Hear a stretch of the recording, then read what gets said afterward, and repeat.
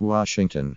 Relationships have always been President Trump's currency and comfort, helping him talk his way into real estate deals over 3 decades in New York. Those who know him best say that his outer confidence has always belied an inner uncertainty, and that he needs to test ideas with a wide range of people. As Mr. Trump's White House advisors jostle for position, the president has turned to another group of advisors minus from family, real estate, finance and politics, and all outside the White House gates, many of whom he consults at least once a week. The media mogul Rupert Murdoch is on the phone every week, encouraging Mr. Trump when he's low and arguing that he focus on the economy rather than ditching to other issues. The developer Richard Lefrak is a soothing voice who listens to Mr. Trump's complaints that cost estimates for the border wall with Mexico are too high. Sean Hannity tells the president that keeping promises on core Republican issues is crucial. Mr. Trump's West Wing aides, like President Bill Clinton's staff 2 decades before, say they sometimes cringe at the input from people they can't control, with consequences they can't predict. Knowing these advisors minus who are mostly white, male and older minus is a key to figuring out the words coming from Mr. Trump's mouth and his Twitter feed. Here, based on interviews with more than a dozen friends, top aides and advisors inside and outside the White House, are 20 of Mr. Trump's outside touchstones. The mogul. Rupert Murdoch. Mr. Trump's relationships depend on 2 crucial measures: personal success and loyalty to him. Mr. Murdoch excels in both categories. His New York Post vaulted Mr. Trump from local housing developer to gossip page royalty, and his Fox News channel was pro-Trump in the 2016 general election. The two share preferences for transactional tabloid journalism and never giving in to critics. Mr. Trump said the fallen Fox star Bill O'Reilly should not have settled sexual harassment complaints. The president's relationship with Mr. Murdoch is deeper and more enduring than most in his life, and the two commiserate and plot strategy in their phone calls, according to people close to both. Mr. Murdoch even called the White House press secretary, Sean Spicer, to buck him up after Mr. Spicer was savaged for a remark about Adolf Hitler. The media.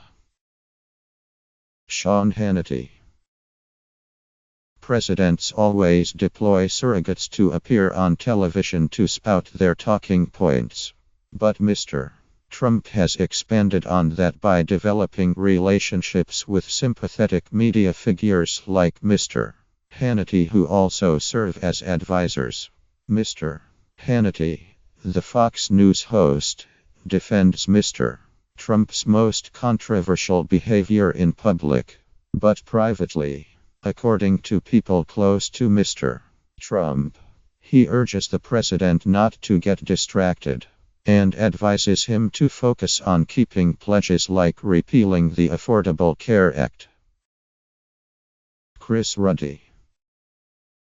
The chief executive of Newsmax Media is a longtime Mar-a-Lago member, and was a Trump cheerleader among conservative media well before the website Breitbart joined the parade. He employs writers and editors who tracked Mr. Trump's career when they were at the New York Post. He recently visited the Oval Office, and he and Mr. Trump kibitz in Florida and by phone. The lawyer. Sharia Dillon. Miss Dillon seemed out of place when she spoke at a too large lectern in the lobby of Trump Tower on Jan. 11, describing the steps Mr. Trump planned to separate himself from his business. But Ms. Dillon, a tax lawyer who worked out a highly criticized plan for Mr. Trump to retain ownership of his company but step back from running it, has repeatedly counseled the president about the business and made at least one White House visit. Michael Cohen, a veteran Trump aide, has been serving as his personal lawyer. Campaign advisors. Corey Lewandowski.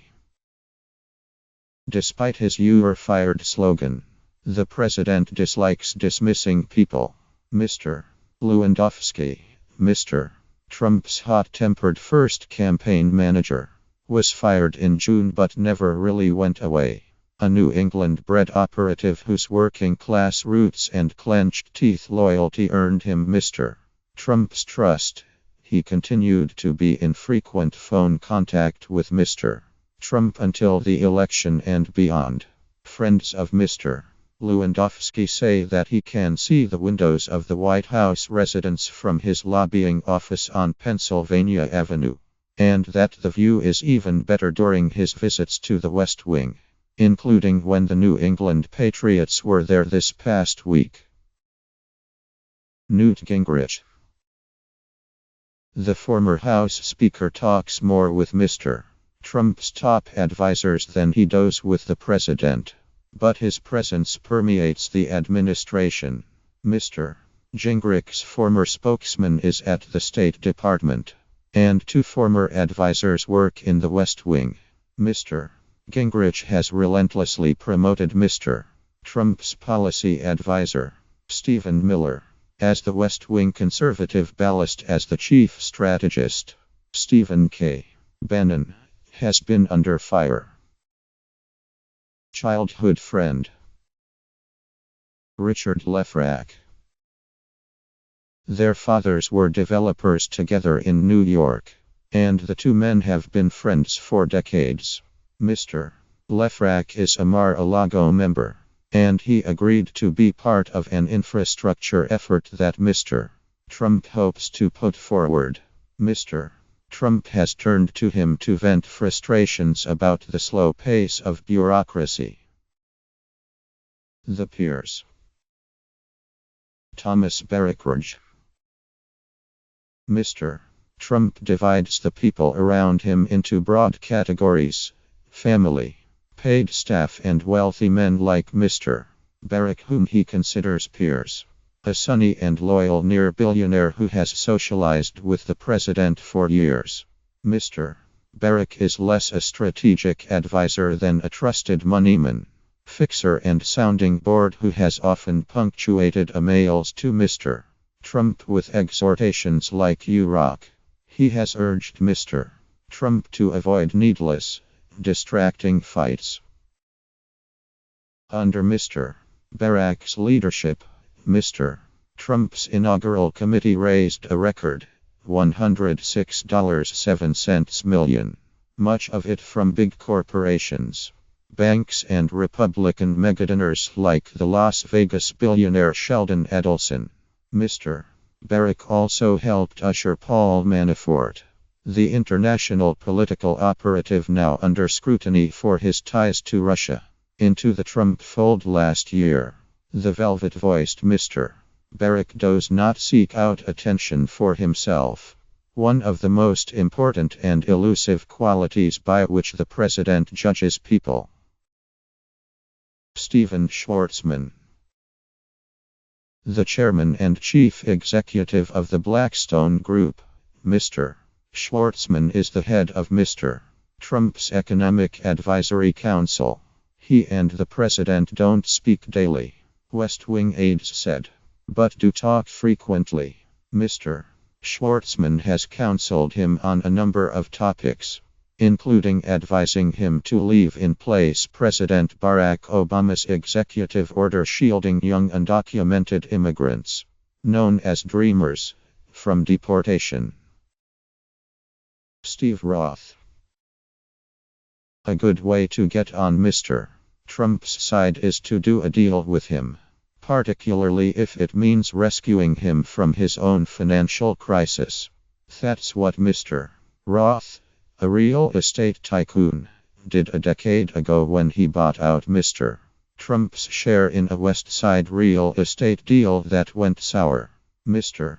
Roth, head of Vornado Realty Trust and a longtime Democratic donor, also helped Mr.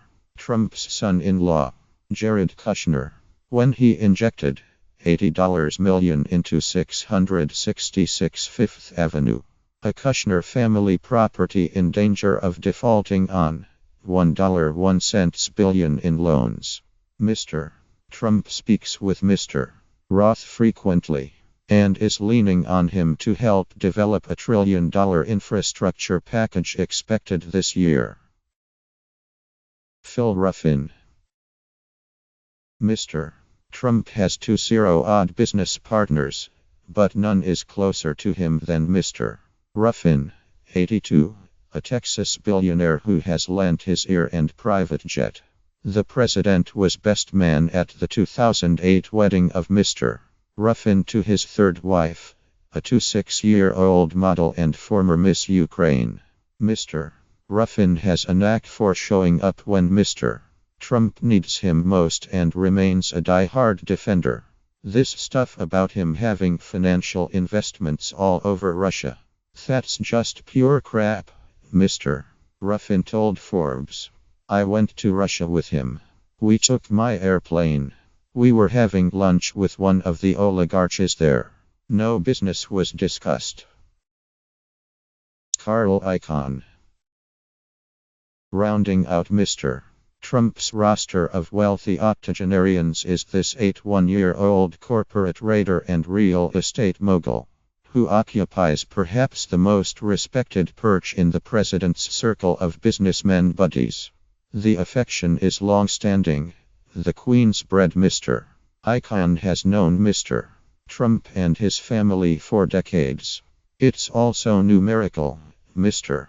Icahn is worth an estimated $16 billion. A major plus in the eyes of a president who keeps score. Mr. Icahn serves as a free-roving economic counselor and the head of Mr. Trump's effort to reduce government regulations on business. Man of Mystery. Roger J. Stoneridge. Few alliances in politics are as complicated as the 40-year relationship between the Nixon-tattooed Mr. Stone and Mr. Trump. Mr. Stone won't say how frequently they speak these days, but he shares the president's tear down the system impulses and is ubiquitous on cable news, radio and the website infos defending Mr. Trump. The Clubgoers. Ike Perlmutter. Mr. Perlmutter, the chief executive of Marvel Comics, who is so reclusive that there are few public photographs of him, has been informally advising Mr. Trump on veterans issues. The two men are old friends, and Mr. Perlmutter has been a presence at Mar-a-Lago. Robert Kraft. The owner of the New England Patriots is a Democrat, but his loyalty to Mr. Trump, Mr. Kraft once said, dates partly to the president's thoughtfulness when Mr. Kraft's wife died. Mr. Trump loved talking about the Patriots during the campaign, and Mr. Kraft has been a Mar-a-Lago presence since the transition. The First Lady. Melania Trump. Mrs. Trump is uninterested in the limelight, but she has remained a powerful advisor by telephone from New York. Among her roles, giving Mr. Trump feedback on media coverage, counseling him on staff choices and urging him, repeatedly, to tone down his Twitter feed. He has listened closely and has a more disciplined Twitter finger. The Governor. Chris Christie. Mr. Kushner, the president's son-in-law and palace gatekeeper, has shown a capacity to hobble his rivals. But few have been finished off. The most durable has been Mr. Christie, whose transition planning, several West Wing aides now concede, should not have been discarded. He has been a frequent Oval Office visitor and has worked with the White House on the opioid addiction crisis. The Speaker, Paul D. Ryan. Mr. Trump and the clean-cut and wonky Wisconsinite aren't exactly best friends forever. But their relationship is closer than in the bad old days of the 2016 campaign when Mr. Ryan delayed a hold my nose endorsement of Mr. Trump, whose morality he had long questioned. But as the president's agenda passes through the razor blade gauntlet of the House, where Mr. Ryan faces the constant threat of opposition and overthrow, the two men have become foxhole buddies. The sons, Donald Trumpridge and Eric Trump.